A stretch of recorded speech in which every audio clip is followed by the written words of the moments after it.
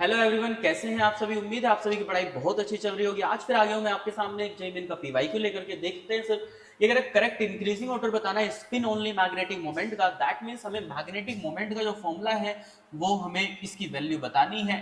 n+2 जिसकी unit होती है वो मैग्नेट्रॉन, और n क्या होता है guys, number of unpaired electron. तो जिसके पास नंबर ऑफ अनपेयर्ड इलेक्ट्रॉन ज्यादा, उसकी स्पिन मैग्नेटिक मोमेंट की वैल्यू भी क्या होने वाली है, ज्यादा होने वाली है, राइट। तो कैलकुलेट करते हैं, देखते हैं।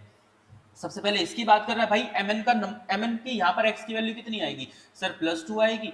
और mn का नंबर कितना होता है, 25 होता है, 25 होता है, यानी कि 4s2 3d5। तो सर इस पे आए 3d5, इस पे आए 3d5। पेयरिंग होगी नहीं क्योंकि Br एक वीक लिगेंड में से आता है। सर कॉपर है, H2O का होल 6 है, कॉपर का नंबर 29 होता है, यानी कि 4s1 3d10, 4s1 3d10, 4s1 3d10 है। तो सर दो मुझे निकालने पड़ेंगे, तो कितना आएगा, ये आएगा 3d9 आएगा भाई। H2O वीक में आता है जब तक कोबाल्ट के साथ ना आए, H2O वीक में आता जब तक कोबाल्ट के साथ ना आए। यहाँ पे बात करते हैं सर, Ni है, यहाँ पर भी +2 होगा, यहाँ पर भी +2 होगा सर यहाँ पर भी +2 होगा, कोबाल्ट निकिल।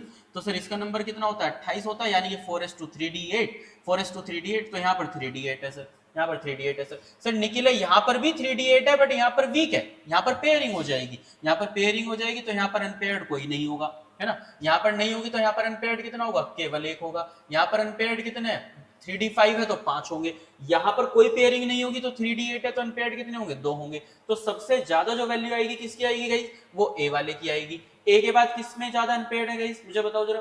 बी, ए के बाद अनपेयर्ड ज्यादा किसमें गाइस, बी में, सी में या डी में।